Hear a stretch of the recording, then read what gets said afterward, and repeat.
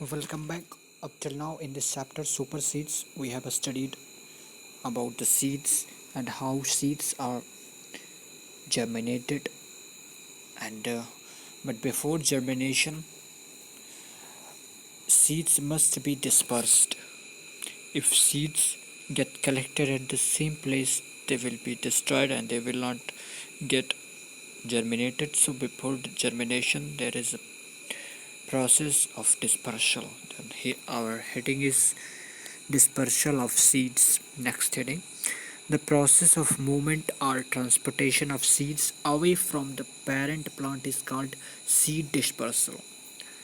Means seed का movement और transportation जो है वो अपने पेरेंट प्लांट से दूर, उसका मूवमेंट मीन्स ट्रांसपोर्टेशन, उसका अपने पेरेंट प्लांट से दूर जाना, गति करके मूवमेंट करके, वो सीड डिस्पर्सल कहलाता है, सीड का बिखराव कहलाता है. There are many ways by which the seeds get dispersed. कई तरीके हैं जिनसे जो सीड्स होते हैं वो डिस्पर्स्ड हो सकते हैं, बिखर सकते हैं. First is dispersal by wind. हवा के थ्रू, हवा के माध्यम से सीड्स का dispersal. Seeds that are very small and light in weight get dispersed by wind. ऐसे सीड्स जो काफ़ी हल्के होते हैं वे हवा के द्वारा बिखर सकते हैं. Some seeds have hairs of wings that help them to float in the air. और ऐसे सीड्स में प्रायः जो होता है वो फाइबर्स होते हैं ना, या विंग्स होते हैं. मीन्स फाइबर के विंग्स होते हैं, नेचुरल फाइबर्स के विंग्स होते हैं, पंख होते हैं, जिसकी मदद से वे फ्लोट कर सकते हैं एयर में और and can go far away from there parent plant. Means they can be dispersed in a long range, and after that they get germinated by getting proper condition. Some examples are cotton. Means जैसे plants जो wind के through disperse होते हैं, इसमें cotton है जो कि हमारे लोकेलिटी में होता है, जिसे हम जानते हैं कॉटन का प्लांट, जो कि विंड के थ्रू डिस्पर्स्ड हो सकता है और जाके जर्मिनेट हो सकता है. Poppy, dandelion and orchid, these are not our local plants, means we cannot see them in our locality, but the best example that we can see in our locality is cotton. Cotton is a plant that whose seeds are dispersed by wind. Next is dispersal by explosion. means seeds जो होते हैं जब वो पूरी तरह से तैयार हो जाते हैं, रेडी हो जाते हैं, then they are means in which they are collected, that structure of the plant gets exploded, and by that explosion the seeds are dispersed. Some seed pods burst. Seed pods means वह structure, वह part plant का जिसमें seed जो होता है वो accumulate रहता है, एकत्रित रहता है.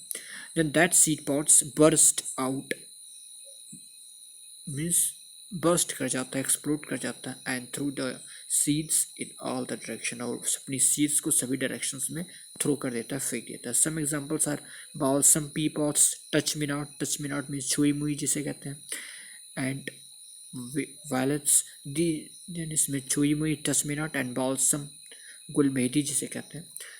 तो ये प्लांट्स हैं जो जिनके सीड्स जो है वो एक्सप्लोजन के थ्रू डिस्पर्स्ड होते हैं. Then next is dispersal through water. Water के थ्रू सीड्स का डिस्पर्सल हो सकता है. मीन्स सीड्स वाटर में गिर जाते हैं तो वाटर के मूवमेंट से बह के वो दूर चले जाते हैं और डिस्पर्स्ड हो जाते हैं. Seeds of plants that grow near the water. और ऐसे ही प्लांट्स के सीड्स वाटर के थ्रू डिस्पर्स हो सकते हैं जो वाटर के नज़दीक, नियर में ग्रो करते हैं, बड़े होते हैं. Then seeds of plants that grow near the water are dispersed through water. The seeds fall in the water. Seeds water में गिर जाते हैं and are carried away over long distances till they get a place fit for germination. और जहाँ पर वो germination के लिए fit environment में आते हैं वहाँ पे germinate होते हैं. Some examples are coconut, palm, acorn, and water lily. The best example what we can see in our locality is but that is coconut. Coconut की जो होता है वो हमेशा समुद्र के किनारे ज़्यादातर तटीय क्षेत्रों में, कोस्टल एरियाज ऑफ सी वहाँ पर ग्रो करता है, इसलिए उस जो कोकोनट होता है वो उसका सीड या कोकोनट वो पानी में जाता है और उस वाटर के थ्रू वो डिस्पर्स हो जाता है और बाद में प्रॉपर कंडीशन में वो जर्मिनेट होता है। Dispersal by animals and birds, birds और एनिमल्स के थ्रू जो होता है वो सीड्स का डिस्पर्सल हो सकता है, क्योंकि ये जो उसमें फ्रूट होता है, फ्रूट में ही ज़्यादातर सीड्स होते हैं, तो फ्रूट को खाने के लिए एनिमल्स और बर्ड्स होते हैं वो फ्रूट को खाते हैं, और फ्रूट को खाने के लिए वो उस फ्रूट को दूर लेके जाते हैं प्लांट से और फ्रूट को खा लेते हैं, और जो सीड्स होता है वो उसको छोड़ देते हैं, इस तरह से वो डिस्पर्स होता है। Birds eat fruits and drop the seeds here and there. Sometimes seeds stick to animal toes and fur and get carried away. Rats and squirrels bury fruits in the ground, which at times germinated to form new plants. Means वही मैंने बताया कि वो fruit को खा लेते हैं और सीड्स को इधर उधर फिकरा देते हैं, और कई बार उनकी बॉडी पार्ट्स में भी वो फ्रूट्स जो कि मीन्स ऐसे सीड्स जो हल्के होते हैं उनके बॉडी पार्ट्स के थ्रू भी उनमें चिपक जाते हैं और दूर दूर बिखर जाते हैं। Some examples of such seeds are birds and berries. Means examples में आप कुछ भी ले सकते हैं, जो भी गुआवा हुआ, papaya and this mango, these all are examples of such plants whose seeds are dispersed by animals and birds। Means जिनके जो सीड्स होते हैं वो एनिमल और बर्ड्स के थ्रू डिस्पर्स होते हैं, डिस्पर्स हो सकते हैं। Growing new plants without seeds, ऐसे भी प्लांट्स हो सकते हैं जो ग्रो करते हैं बिना सीड के, उनमें सीड तो नहीं होता लेकिन वो प्लांट के दूसरे पार्ट्स के थ्रू अपना डेवलपमेंट कर सकते हैं। Seeds are not always required to form new plants. Is some plants the leaves, stems and other parts of the plants give rise to new plants। मैंने कहा नहीं कि कई अदर पार्ट्स से भी न्यू प्लांट जनरेट कर सकता है। जैसे रूट्स से जो प्लांट जनरेट करते हैं उनके कौन कौन से हैं वो, the in some plants such as sweet potato जैसे गंजी कहता हूँ हम हिंदी में, एंड कैरेट, गाजर and roots the roots can grow into new plants. इनमें जो होता है जो रूट्स होते हैं वो न्यू प्लांट में जर्मिनेट हो सकते हैं। रेडिस भी इसका एग्जांपल है, टर्निप, सलजम ये भी इसका एग्जांपल है। आफ्टर दैट लीव्स, पत्तियों से, leaves are some plants like bryophyllum can grow into new plant. Bryophyllum एक ऐसा प्लांट है जिसकी लीव से नए प्लांट जर्मिनेट हो सकते हैं। स्टेम से in some plants like rose, sugar cane and hibiscus, गन्ना और जो रोज होता है गुलाब, hibiscus. New plants can grow from the stem cutting, means उसके जो तने होते हैं उसकी कटिंग से न्यू प्लांट जर्मिनेट हो सकता है।